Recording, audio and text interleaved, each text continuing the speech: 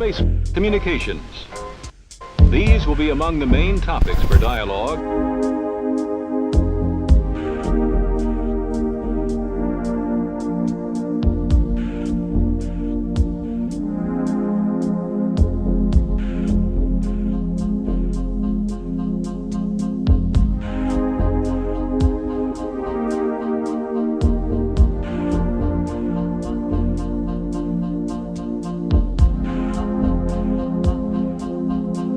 With Through Because of Inspired by Bamboo is opening up some glimpse into some version of a future possibility.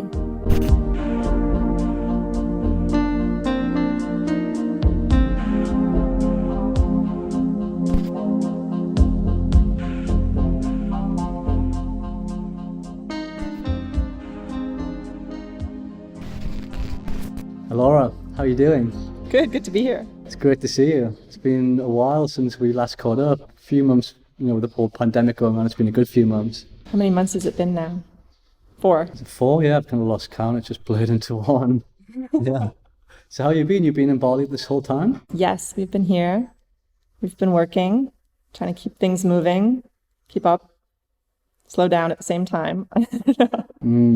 It's crazy times. But I guess what you've been doing in your practice, it's never been more relevant than today. I mean, the amount of requests I'm getting just off the work down at Potato Head of media who are going, okay, what's next? We know we need to sort of relook at things moving forward.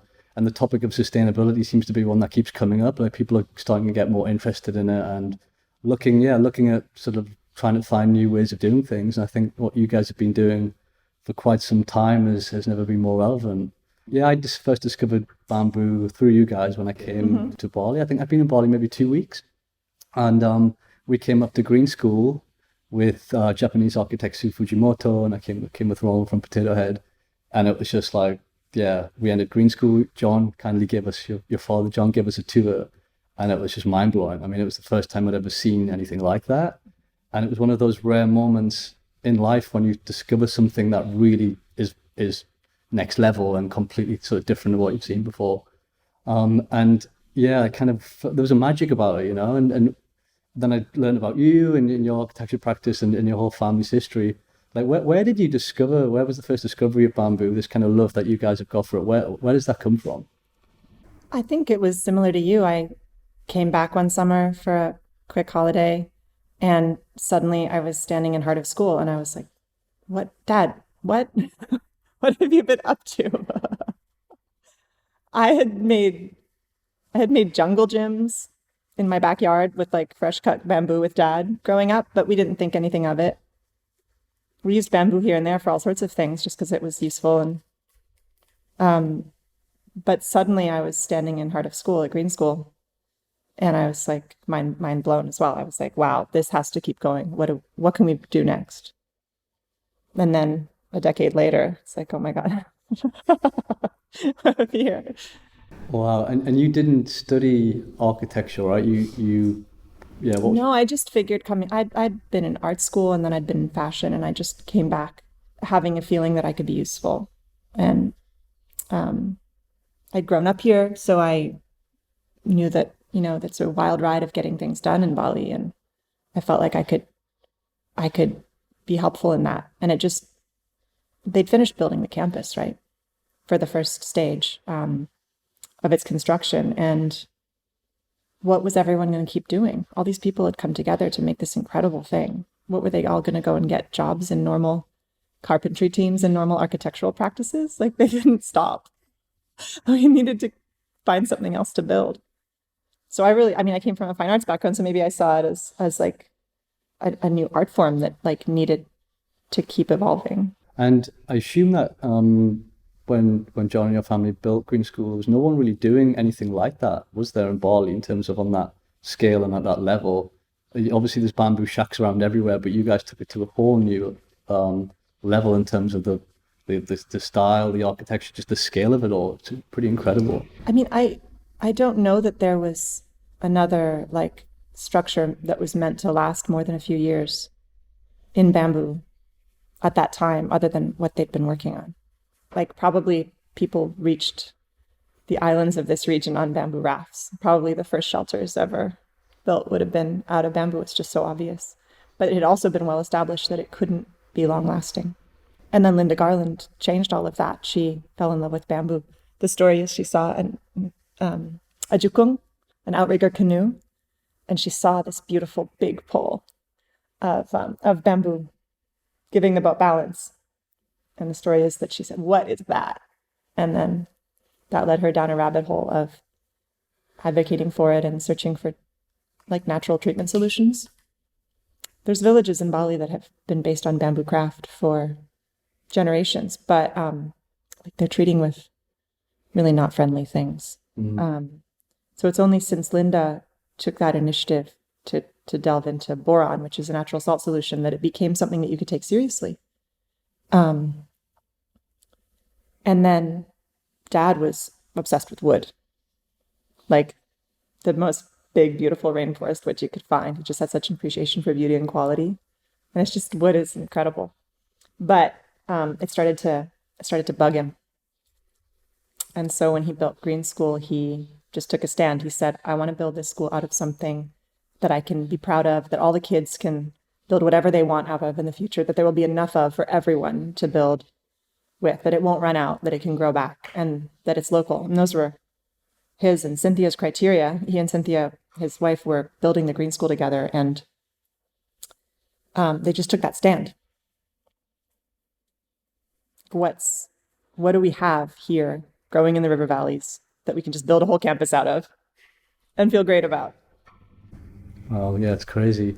And yeah, it is a very ancient material. Obviously, it comes from nature, and yeah, it had a very sort of ancient. Green School had a very ancient quality to it, yet very progressive and very of the future, if that makes sense. And I read an article recently that said bamboo is the material of the future. And the more I've looked into it, I think it definitely is. I mean, what qualities? I know it grows fast and various other things, but what qualities does bamboo have that could potentially, bring it to the surface to surpass concrete or wood? Like what makes it so special? I mean, bamboo is beautiful, and it's beautiful because of its uniqueness. Each pole has its unique character, as things in nature tend to do. The pole itself has such strength and integrity in its form. The way that the engineering of the form of it happened just made it compressively strong. And then the fibers in it have such flexibility that when you split it up and play with it, so it has both. It's like already a strong thing to work with as itself. But then if you cut it up, you release a whole other potential of it, which is flexibility. And then you can play creatively by bending it and curving it and like bending it to our will. As builders and designers, we have, and as humans, we have a tendency to want to bend the world and mold it to our creative intention. There's this idea of like the master stroke and then build that, that I think rings true to our culture. Bamboo will play with us to a degree in that, but it is itself, and it cannot be dictated to the way that steel and concrete can. You can, but it's counterintuitive to it to plane it down into a 2x4. That said, laminate bamboo has a much bigger future in the world than poles of bamboo, because we can control it and we can create efficiencies and systems out of it. But there's a really interesting thing going there between those two principles, this sort of powerful compressive strength and then this flexibility that can be unleashed and can be controlled. You can turn it into a timber that's probably a better timber to use in a lot of situations than wood, because of its efficient growth. So there's all these aspects to it, but it just comes down to how beautiful it is. That's why we started working with it. It's beautiful and strong. And in order to get it to wood, so you cut that up and then kind of compress it together. How does that? Well, there's a whole range. You can split it up and bundle those splits, or you can pulp it and then reform it into like a laminate composite. There's a whole range. Just, you can make paper, you can make fabric, you can make anything. But there's levels of, there's degrees to which you're using it for what it is. There's, you can push people into doing any job in a production line, right? So I'm interested in what each of those people actually really personally have to offer and how you can express that. But as dynamic, versatile humans, we can be trained into any hamster wheel, or we can find a unique path that only we can do. If you're talking about a building material, you can also see it in those ways. Yeah, it's kind of like getting the maximum from using the minimal type of material, something which I spoke about on the podcast last week with Cital. She was working with Adidas on their Future Loop sneaker. And I think in order for it to be recycled, they realized, what the reason why they can't recycle their sneakers at the moment is because they're using so many different materials on one shoe. So they then went and took this recycled plastic and then processed the plastic in several different ways. So it felt like there was 8 or 9 materials, but actually it was one, which then allows it to be recycled. And I think that sort of do more with less philosophy is something which we talk about a lot as well. And that's exactly what you're doing with bamboo. You go in there and it feels modern. It's not just kind of like a traditional, as you'd imagine, a traditional bamboo structure. It feels pretty sleek.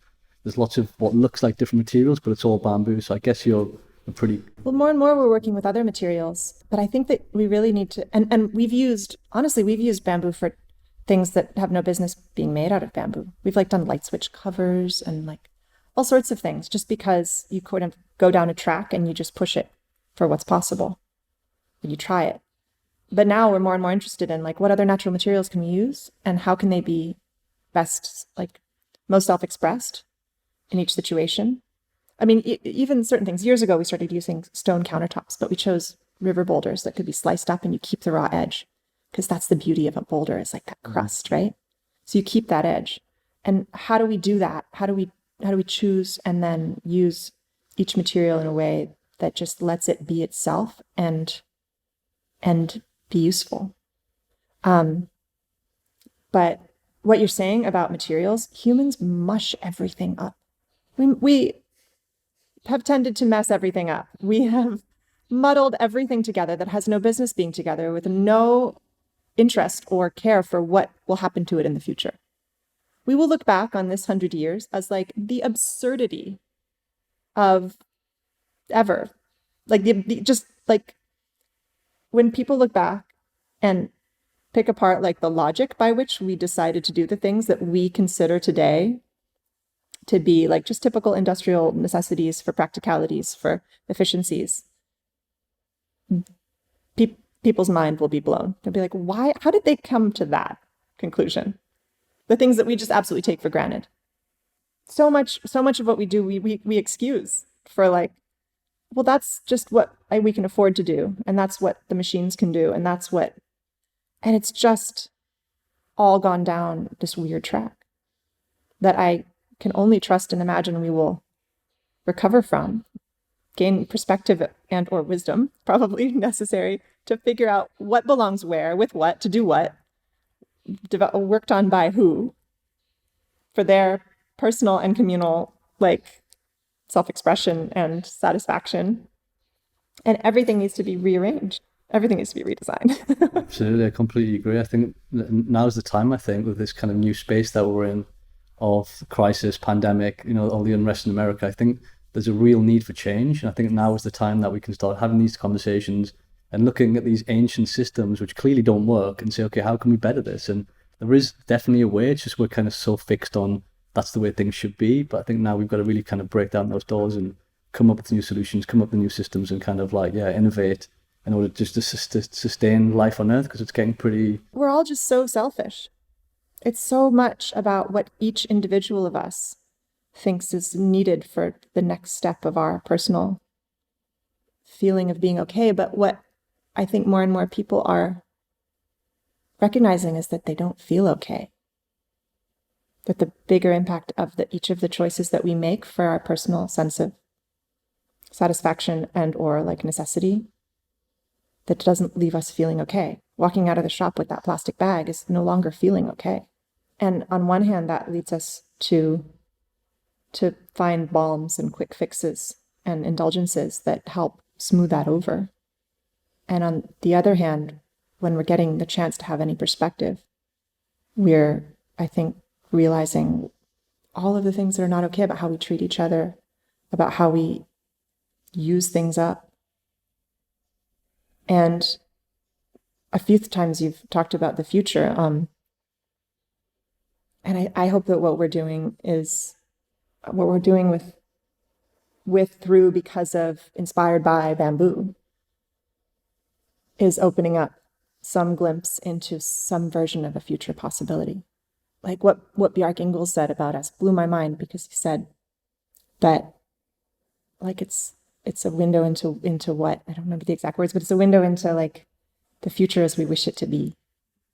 And probably what the future looks like, and what architecture looks like, and what bamboo buildings look like, will look nothing like what we're making right now. This is like a moment in time. This is a flash in the pan of like an illustration of what's possible.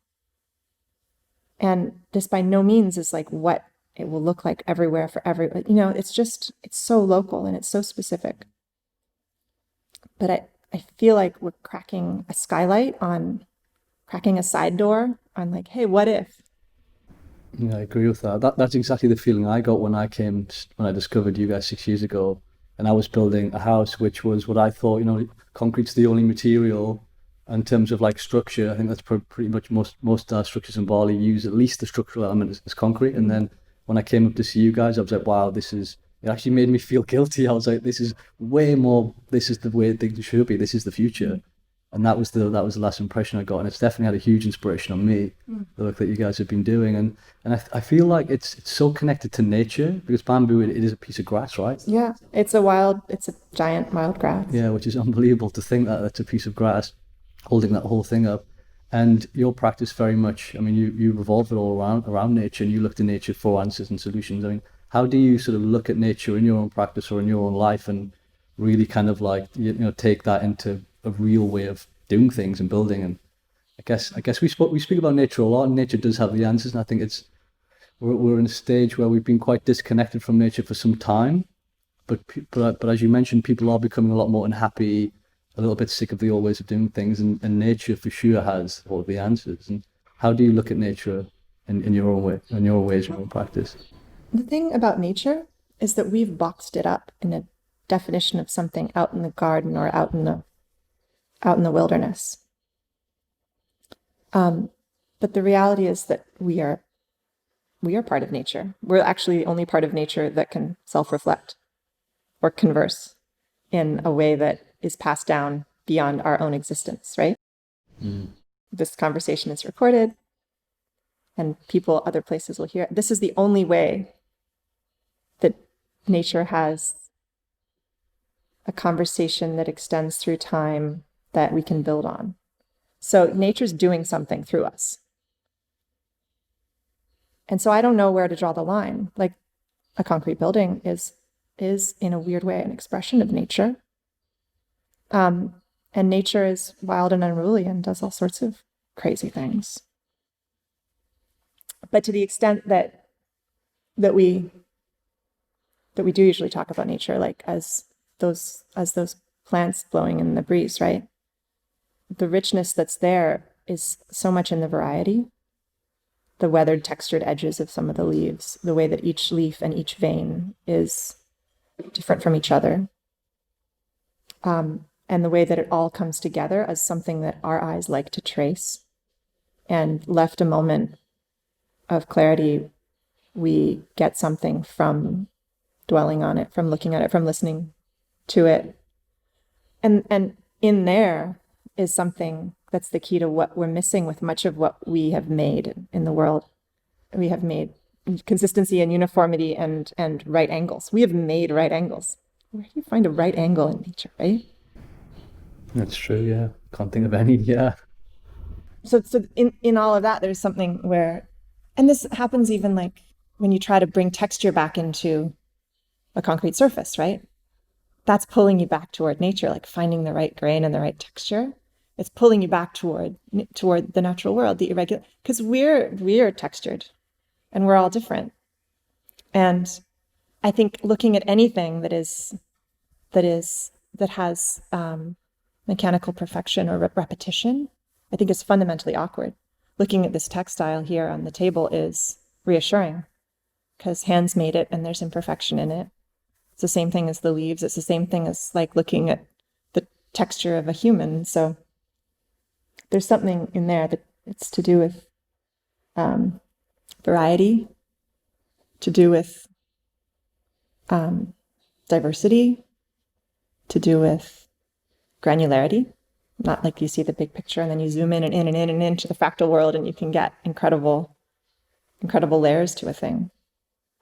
And that's what nature has to remind us of. Yeah, I think if we look at those systems more closely in terms of it's circular, regenerates, nothing lasts forever, those are the things that we need to move forward in any, whether you're a designer or in daily lives. It's kind of those principles are kind of set in nature, but we very much just, as you mentioned, we implemented these new almost militant ways of doing things and try to be more effective and costs or whatever. And it's definitely not working. So nature for sure does have all the answers. It's just how do we get back? How do we sort of unwind the last, whatever it is, 150 years of industrialization and globalization to get back to that like almost local way of being first? And then, I guess for a lot of companies who are huge and they're global, it's like, how do they then step back and then reanalyze and implement these different things? It's a very complex situation, but I think it has to be addressed pretty soon. Yeah, there's definitely a sense, and I think we're experiencing it right now, that sense of things have to be torn apart to be put back together, which is devastating because some pieces of it won't be put back together and people will be hugely affected in terrible ways. So that's that, right? But then to the extent that we have to function and be motivated to move forward and have a chance at making a difference, we have to live in the silver lining of it, and we have to live in the future of it and try to picture what future is worth getting through this for.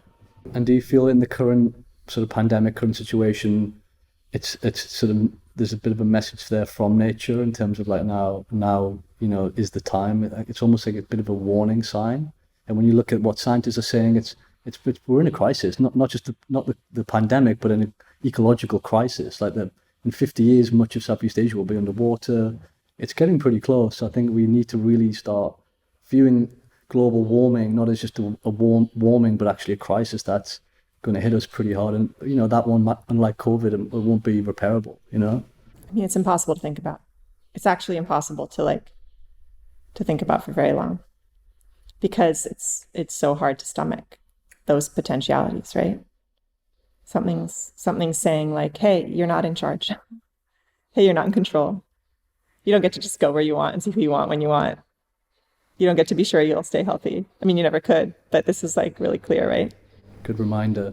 Mm-hmm. Makes you kind of, it's kind of fundamentally what it means to be human. We're kind of feeling it now, I think, And it's not just about us. It's about protecting other people we care about.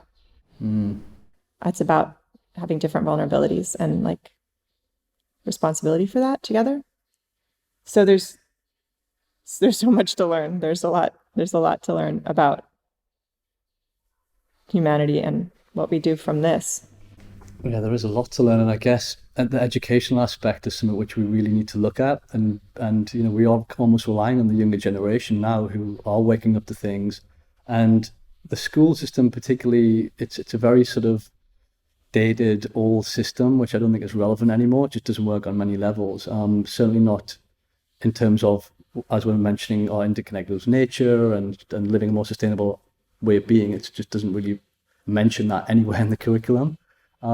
However, green school is different. I mean, it seems like that is the future. That is the education that kids should be having.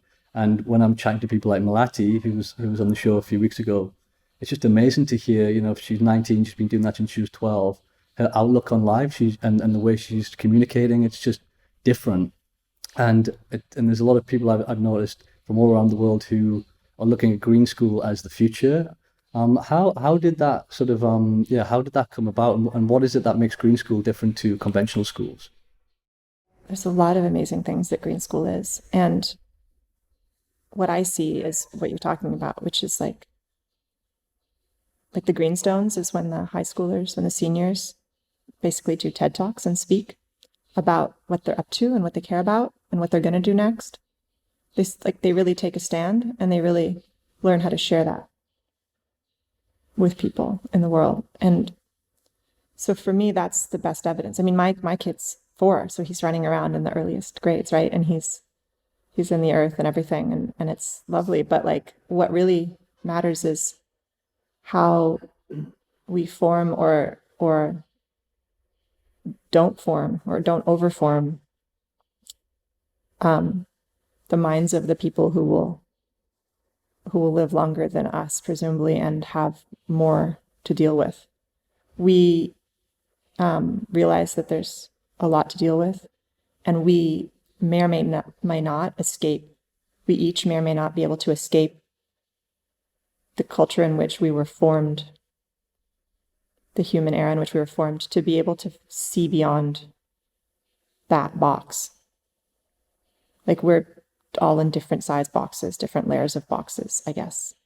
And I think that in the simplest terms for the kids at Green School, it's like, just how do we keep them out of the box? Or how do we have them not be stuck in the box? How do we let them find ways to open the box? And on one hand, it's a huge thing to put on kids to be like, okay, you guys are going to save the world.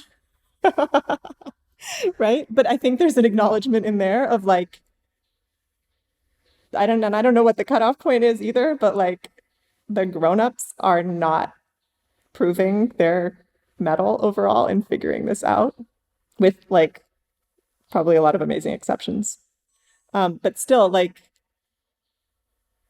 I think we all sense, and people who change their lives and move around the world and find the resources to put their kids in a school, that I think it's a ticket to like skipping some of the boxing up of their souls and of their potential and of their, more than anything, of their recognition of like the interconnectedness of everything. On the other hand, we all just want to be there on campus. Like, Yeah, the parents often have more fun than the kids half the time. Well, they're too old. We're too old. But like, what can our kids discover by being in that kind of physical space around the kind of people that are attracted to it? And that's chaotic, right? That's not a tidy process. There's a mess to like innovation. There's a chaotic, like, challenging mess to unraveling all of that and finding a way forward. But like, I mean, Malachi just shows it to the world in the most elegant way, right? Like, she's like turned the yuckiest topic, the most mundane, yucky topic, into like something that everyone wants to talk about and be part of. And that's just an incredible thing. I get that sense from a lot of the kids. It's like it doesn't feel like they're doing it because their parents have told them or the school's told them. They just grow up and with that mindset of going, well, this is just the way things should be. And it seems really weird why we'd want to sit here and kill our own habitat. And they do stand up, and that level of communication skills they have, it's at that age, I've never seen anything like it. I mean, obviously, I guess that's because of what you're doing with the talks and things like that. It's from a very young age. It's building confidence, how to express yourself. It's very different. Yeah, there's like totally a constructive, intentional like building and guarding of it, I believe. And there's also like a staying out of the way of it. I don't know, like, I remember being 11 and just looking around at everything and being like, how'd they come up with that? Why did they do it that way? Like, how could they harm things that, like, you know, that like idealistic moment that all human spirits like have? And I think it just gets crushed and boxed and like formed in constructive ways for society to do many things, which are all now in question. As a teenager, as a woman, like, I remember there was definitely like a way to be and not to be in the 90s and 2000s that I experienced as quite prescribed. And there were different versions of it that you could be, like high school cliques, right? I don't see that. I see that happening in such a different way now. Like, my sisters are also in their 20s, and like, I just see a whole different, beautiful, like realm of possibility of ways to be, and almost an assumption that you should be more unique and that you should be more yourself. And Malati, obviously, she did, and her sister did an incredible job of banning plastic bags in Bali, and the plastic thing is something which she speaks about quite a lot. And I think in terms of bamboo, I mean, I use the bamboo toothbrush, and bamboo is seen as a way of not eradicating plastic, but there's definitely uses that we could use bamboo instead of plastic or instead of other harmful materials in daily lives. What else have you seen bamboo used for that could potentially offer an alternative to some of these toxic materials like plastic and so on? I mean, it's got a lot of possibilities. The basis of it is it's a thing that grows without effort.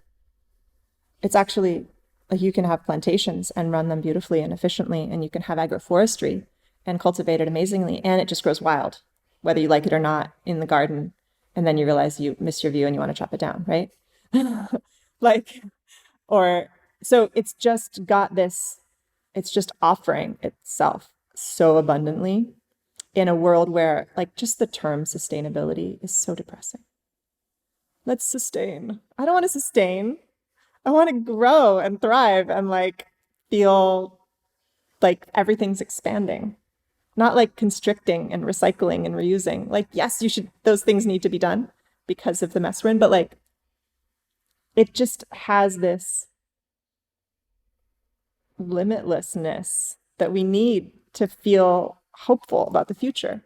And so turn it into whatever you want, and chopping boards or paper or whatever, like, it can be anything. But then, like, actually, wait, is that, like, if we've been overlooking bamboo for all of that for so long, what else have we been overlooking? What else is there? And what's it best for? And by the way, we're not going to save the world with natural resources alone. We're going to save the world with natural resources connected with the most intelligent human thought and inquiry toward doing it with a future perspective. When they're making fabrics out of bamboo, they're using chemicals to smash those big, strong fibers down. I don't know that that's great. Oh, that's what they're doing. So if you buy a bamboo t-shirt, there's a lot of chemical processing to make that bamboo cotton. Is that what you mean? Something's got to happen to bash that big bamboo pole or little bamboo pole into something that can become a soft and supple fiber. That can be done in different ways. And I believe that someday, or maybe it's already happening, it's on the verge of happening, there will be ways that we're really proud of and excited about to do that. Meaning technology. What are the technologies that support? Like, humans are so inventive. What can we develop? What have we developed? What can we develop next to turn the things that we want into the other things that we want? And what are the best things to be turned how? And chemical is a bad word, but like, chemical processes occur. And so what are the chemical processes that don't result in the river next to it being worse than it was before? Or what are the closed loop cycles that can happen? It's somewhere in there. It's like what you were saying about the shoes, like the shoe being made out of 6 things and then having to be taken apart to be able to reused or put back somewhere. It doesn't make any sense. But to make it out of one thing that can then be turned into something of equivalent value or even more value, like, amazing, right? But that all has to happen in the realm of technology. And by technology, everything from like whittling the bamboo pole to fit the other bamboo pole is a technology of the hands. But then, like, what's the joint? What's the amazing versatile joint that allows for the variation to connect it? And what's the chemical that can unravel the fibers in a healthy way? And then which resources are there doing what happily in nature that are available to us to be used, how much of, to turn into what? It's a whole puzzle, right? It is a puzzle, yeah. I mean, when we had Sital Solanki on the show last week, and she calls herself a material translator. And one of the things she mentioned was coconuts, and the fact that there's a studio called, I think they're called Studio Malai, who have found a way, once the coconut water goes off and you can't drink it anymore, they then sort of empty it out, and the water, they've got the way of processing the water, which turns it into leather. So they're making leather from coconut water, and then they're using the rest of the coconut to make the sole of the shoe. So they're making shoes just from coconut. And this, I thought, that's amazing. But she also mentioned, well, because I said, oh, what other alternatives could there be for plastic? And we spoke about seaweed and other things. And she was saying, well, there's no one replacement as such, because what often happens is we'll then find natural material, then we'll just end up abusing that because we're trying to make so much of it. And there's different questions that we should be asking on consumerism and volume and all these different things. So it is like a puzzle where you find one thing and then you ruin that, and then you find another thing, and then we find a way of ruining that. So I think it's kind of like, how do we look at everything and then almost have a set quantity of like, we'll use this much and that much and that for that. But like, how do you then monitor that? And it opens up like way more questions, and it's pretty complex. That's a rabbit hole. That's a rabbit hole. But it's amazing. And is the coconut leather thing a traditional thing or a new invention? It's a new invention using technology. Amazing. So it's completely natural, and it's good for the environment. I don't think they're using any chemicals, but they've just found a way of. I mean, even she was like, as a material expert, was like, I'm just puzzled how they're doing this. It's just incredible, and I felt it, and it feels like real leather. It's crazy. I've seen mushroom, like fungi used as leather quite a bit, but not coconut water. It was incredible. But that's on top of like all of the amazing things that coconuts have been used for traditionally around us on this island forever. Like, so many things have come from that one tree. And that's really good news, because all of the coconuts that were headed for all of the villas and all of the hotels of Bali need somewhere to go. And they're going off. And all of those coconut trees that are over all of those properties that are normally trimmed to prevent coconuts falling on people's heads. What are we going to do with all of those coconuts? Well, that's it, because I was surprised to find out that once coconuts are then discarded, they actually become toxic to the environment when they're landfilled. Oh, if they're anything will become toxic. Yeah, but they're actually really bad, and there's a big problem in Indonesia because there's so many. Instead of just putting it on your garden. Yeah, you see quite often you'll see somewhere where people are dumping coconuts and they're just piled on top of landfill. Oh, and then you also see coconuts like lining garden beds as part of that cycle. Well. We just put everything in the wrong place. It's just so simple. Like, the coconuts don't belong in the landfill. They belong in your garden or on a nearby farm. Yeah, but I guess people just don't have the. It's not that they just deliberately don't want to do it. They just don't have the knowledge. I think a lot of people just don't have that knowledge. It's a simple piece of, just put it in your garden and use it as this. Because people just don't like using re-looking what conventionally we call waste and seeing that as like a valuable asset or a material surplus that you could use elsewhere. I think we just don't think about that now. And just recognizing the possible cycles of things that can be just reconnected to put things back where they belong, or to even better to make new things possible that no one believed were possible before. And when you do something that lights up something in someone else that makes them realize it's something that they didn't think was possible, doesn't that like open up a whole world of possibility for them? I just said the word possible like 6 times, but it's all a ripple effect, isn't it? Yeah, I think it's quite an exciting time when we're talking about material revolution, and again, going back to Green School, when the iHub project that you guys have, that was, again, it was very inspiring for me when I saw that 6 years ago, that you were kind of reusing plastic and you were showing small kids how to reimagine what could be done with waste materials and things like that. It was pretty fascinating. And when you're sort of doing projects outside of Bali, then, where you don't have bamboo, or you don't maybe have the recycled materials that you're using, how do you approach that? Do you have a set of sort of like value? I assume you have a set of values that you stand by.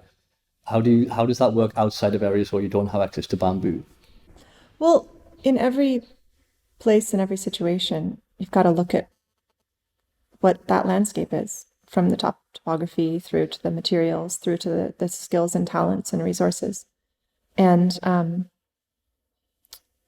so it's really just takes a minute to step back and question everything. And in some cases, it makes sense to put some bamboo in a container and send it somewhere. for the sake of having tried it, right? For the steps in the journey.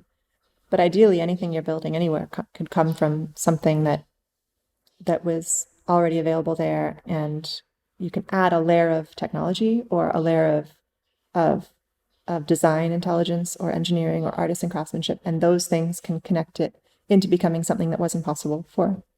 But to create a bamboo project anywhere else in the world, you basically need to set up, unless there already is one, which there are in some places, like a treatment facility to be able to preserve it. And it takes a certain scale of project to do that, right?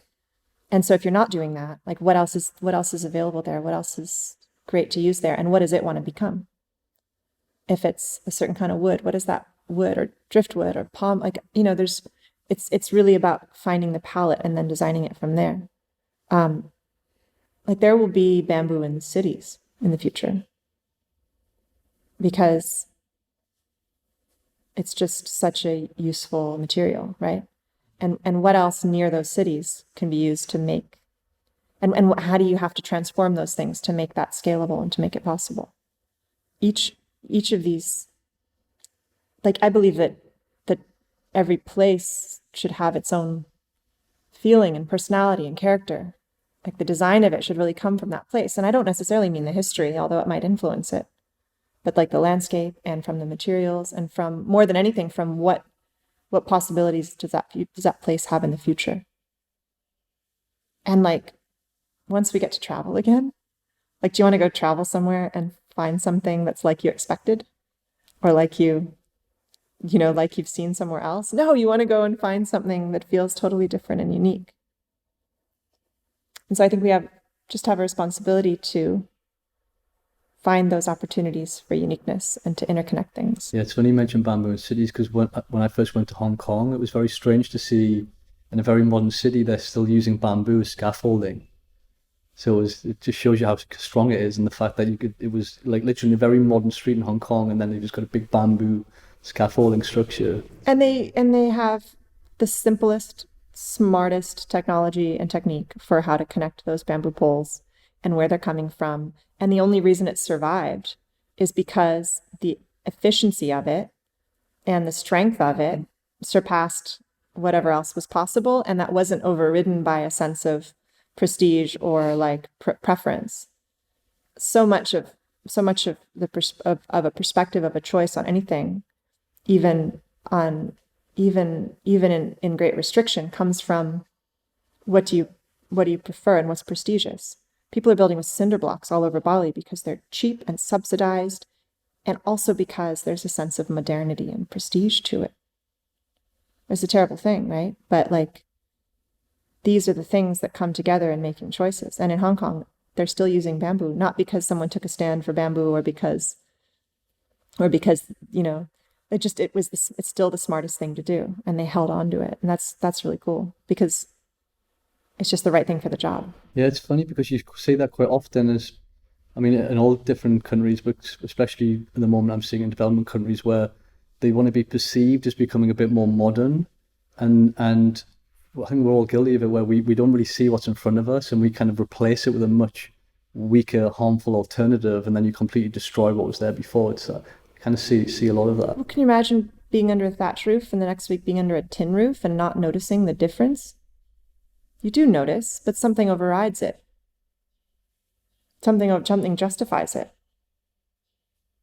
Like, and it leads to prioritizing maybe a sense of identity over a sense of comfort, a sense of immediate reward or immediate. There's something about immediacy that gets us into trouble.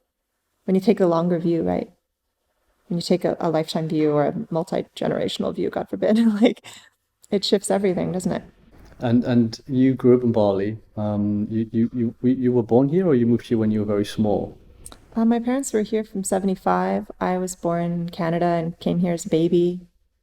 And I think the main street of Ubud was maybe recently paved. And there were not plastic bags in the rice fields until suddenly they were, and it was appalling to see. And there was always a sense of like Now it's too crowded. Now it's too dirty. Now it's ruined. Now it's ruined. Every time. And anytime someone would come to visit and then come to visit a few years later, they were like, oh my God, Bali's been ruined. It's not ruined. It's changing. And as it changes, it's percolating.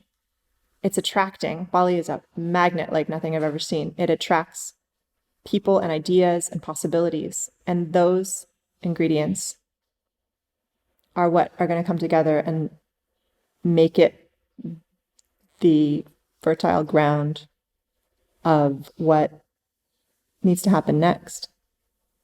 Like there's some magical potion brewing in this place. There is, yeah. There's definitely, and also it was actually John who told me this, that your father, that the Balinese culture is completely unchanged in 1,000 years. Oh God, no! Of course it changes. Unheard of. Well, not in terms of the rituals they have and the actual the traditional culture here. He was saying it has not, like it literally hasn't changed in 1,000 years in terms of what how they've been living their lives. I think what he means is like that it exists, and it exists because it's flexible enough to change. Okay. Like what he's comparing it to is places where the culture has been ruined, the culture has been destroyed, the people have been converted to some other religion, and in a kind of obvious cutoff way. And that's not true either. They've all just changed a lot. Like, did you know that the people of Europe, like my ancestors, your ancestors in England, say, like they've only been there for like 5,000 years, because any given group of people have only been on that part of the world for about 5,000 years before they're totally replaced, almost totally replaced.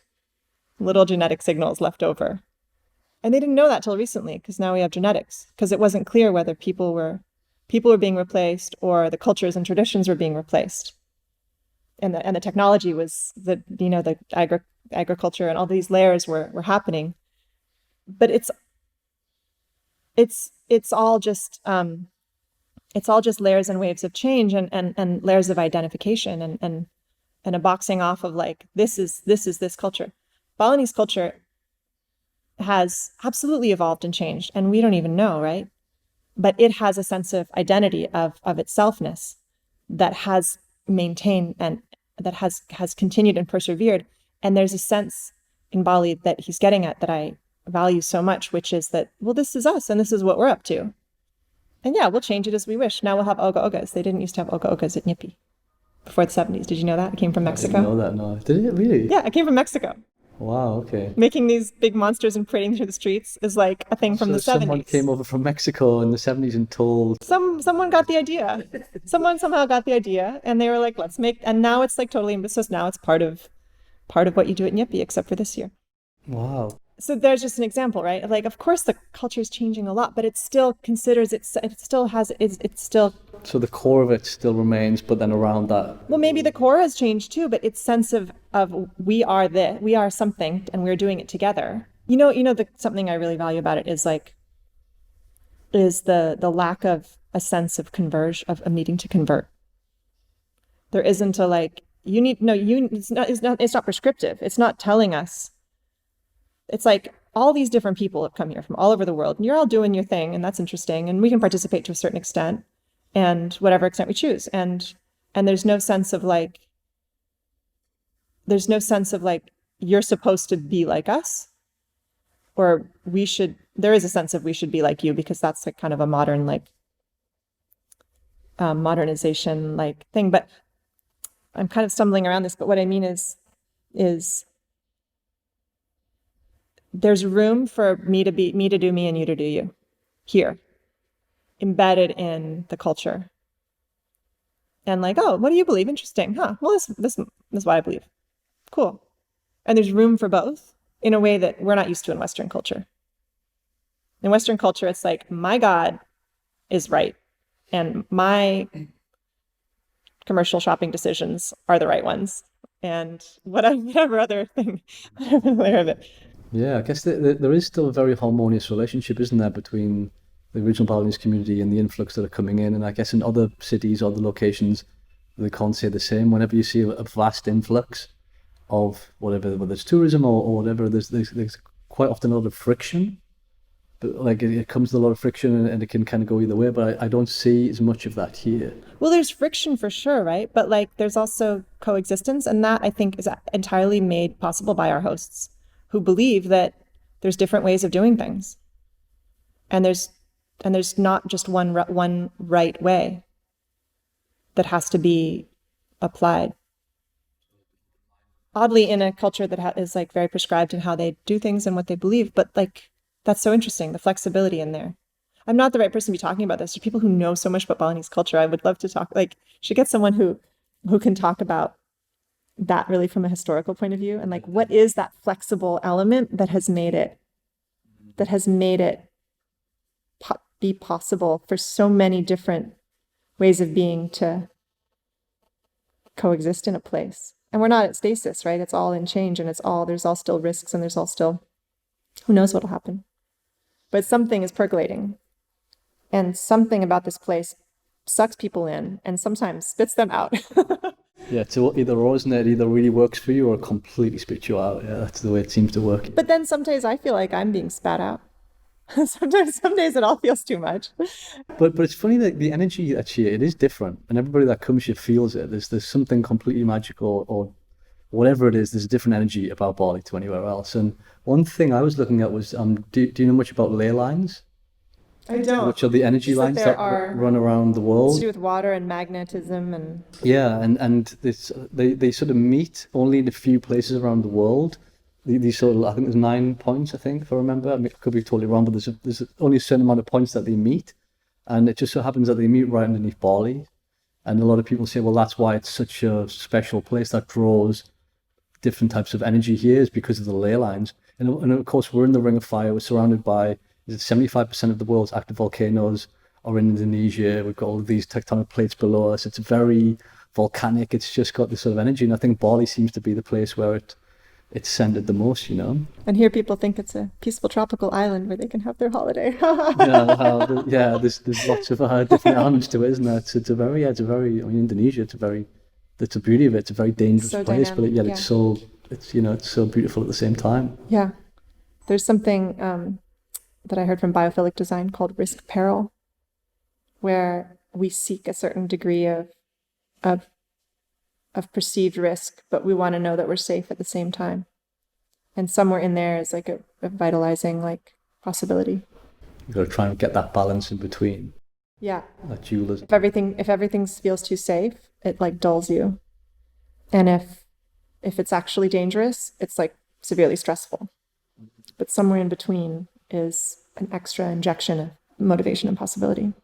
It's interesting. And that dualism is very much, when you see the black and white check around the island, and the philosophy of Bali, that's sort of like, you can't have good without evil, and birth and death and disruption and order and chaos. And it's just trying to sort of maintain that balance, but you kind of always sort of shifting between the two. And I guess that's kind of, it sits at the center, doesn't it, of what I know anyway, of Balinese culture. You see that order and chaos, everywhere, Imagine making offerings to the devil. That's called being a witch, right? But here it's just part of the balance of things, part of the routine. Yeah. And maybe that's a very recent thing in the West, that we divide things up like that and try to hide the darkness. Yeah, we sort of vilified witches, didn't we? Again, it's something I don't know much about, but I've read a little bit, and I can't remember how many hundreds of years ago it was now, but witches were perceived as, kind of like healers almost, and then all of a sudden somebody decided that they were all evil and they all got hung. It's like, how crazy is that, and they were the ones that were probably, like shamans and healers that were tied closely to nature and could see things differently to what other people could do, and instead of celebrating that, it was actually completely eradicated. It's so sad. Well, women have very dangerous powers. We can create humans. We can create life. So that one's inescapable. But anything else that we might be able to do is something that hasn't always been like made room for or like allowed. So yeah, but just the whole balance of things, the whole lightness and darkness, and like, we all shy away from our moments of depression and fear, right? We all want to smother those feelings. And that's intuitive for sure. But so I just hearing somewhere that James Sebastiano was talking about someone talking about learning much more from your failures than from your successes. That's so true. It's like every failure comes with it a seed of equivalent benefit or an advantage, but you've got to be able to sort of understand that and not let it drag you down and go, well, actually it came with an experience and I know what it feels like to fail now, so I'll try not to do that again. And it sort of opens up another door that maybe you couldn't have got to without having that failure. So it's actually so important, you know? Yeah, but stomaching failure is not something that is like trained into us from an early age. We just end up weathering it, I guess. Yeah, it's not. And again, I think it's part of the education thing, isn't it? It's if you're sort of reminded, you know, try and fail, you know, and as long as you learn from it, then it's a good thing. See it as a way of like a life experience that you will grow. Because of that failure, you will grow and become stronger and not worry about making mistakes and these types of things. Well, one of the things I've learned from bamboo is that a bamboo pole has a lot to offer. It has such strength to offer. And if you mistreat it, if you misposition it, if you require it to do something that isn't what it's designed to do, it won't be useful for very long. If you put it somewhere where it's exposed, if you put a structural column in a place that's like exposed to the brunt of the UV light and the rain, it's going to deteriorate. And if you protect it, it can last for hundreds of years. And like, how do we position ourselves and people around us in ways that like recognize our vulnerabilities and protect us from just being weathered and damaged? Like, how do we each find ways to use our strengths but I think the issue more is that we don't recognize that vulnerability is okay, right? If vulnerability is not okay, if failure is not okay, we're all just supposed to be robots. And we aren't. So what if we were all totally clear about what we were terrible at and what we were. I mean, that's something entrepreneurially you figure out whether you like it or not. You just are face to face a lot of the time with things that you're just not very good at. And you're like, but so how do we arrange things so that we recognize that? And we all have to do things that we're not good at a lot of the time, but what material belongs where, doing what, and what person can really contribute so much if supported in what way or protected in what way. That's fascinating, isn't it? There's a lot of stigmas. I guess also like worrying about what other people think as well as one other thing, which I think is quite common, which is again something which it sort of really holds people back, you know, and it leads to like all sorts of problems, you know. It's like being performative is a thing, right? Yeah. There's all these new words in the world that I want to keep up with. All these like amazing terms. Have you heard that one? No, I haven't heard that one. No. Where's that one come from then? Performative? That's what the kids are saying. No, it's part of this. It's part of this sense of like, who you're being is different. Well, it's actually multi-layered. I think it's who you present yourself as is often different than who you are inside. Almost like the actor, so you're acting. Yeah, so we're all... The real you is not, you're not letting the real you come out because you're worried that, yeah. Well, we're all acting all the time. People who know me well will be like, why'd you sound so funny on the podcast? You sounded like, not like the way you just talk. To certain times and certain extent, because we're always all performing and we're all aware of the different layers of listening. I'm saying things differently to you than I would to someone else based on all sorts of assumptions I have about how you listen and what you're ready to hear, right? We're just doing that all the time. So I guess it's more about like just recognizing that that's a thing and that that's inevitable. But in a negative way, it's like, it's performative, like it's inauthentic. Like you're just being a way that isn't true to who you are and what you believe and what you stand for the sake of the audience, I guess. I wonder if that's brought, can you see a lot of that in kind of modern culture with social media? People who I think that's probably what brought that trend That's to the probably what surface. brought it, I would imagine, because people are just sort of like projecting this lifestyle or way of being that they're not really into that, but they feel that that's how they should be perceived, or they feel that will get them more followers or whatever. Yeah, and then the interesting ones are the ones that talk about it transparently. They're like, and here I am posing on my sofa and I'm being cool, but actually I cried all morning. And like they open the discourse about it. Oh, that's interesting, yeah. So there's a certain level of like, then it's like, maybe then it's, this is like more stuff that I don't actually know enough about to talk about, but there's another layer of it where it's like performative in being self-revealing and like oversharing maybe. But then there's a layer of it where it's also okay to be both. Like you can be, if you're transsexual, you can identify a certain way individually and you can present a different way, and that's also okay. You can identify as a him, but look like other people might assume was more feminine. And that's like, you get to choose, right? It's up to you. Yeah. Because maybe what we're presenting is always a mask, and it's always a layer of like, of a protection, a self-defense in the world. And maybe we need that. I think of buildings also as being another layer of ourselves. The building that you build around you is your next layer of skin. That's interesting. I never thought of that. It's almost like you've got this sort of natural protective barrier that when you need to use it, you can use it to try and navigate through life. Yeah, and that's very important. We don't have scales. We don't have much fur. We don't have, defenses. We're squishy things in the scheme of nature, right? Yeah. We're animals, aren't we? Which again, I think we forget about. And we're that way because we have our minds that let us create the things that can protect us. We survived when we moved into cold climates because we could sew and wear like clothes and fur and weave, and that was only like we make things possible for ourselves in the world because of what our minds can do and what our hands can do, and what I guess our egos and our identity building personas can do. So it's all valid in different ways, I guess. Amazing. Well, it's been fascinating discussion. Great to see you. Just on a quick end note, just for anyone that's watching, do you have any advice specifically for maybe the younger generation coming through, young designers or anybody that's sort of wanting to, do things a little bit smarter or learn some knowledge? Any advice you could give to the younger generation coming through today?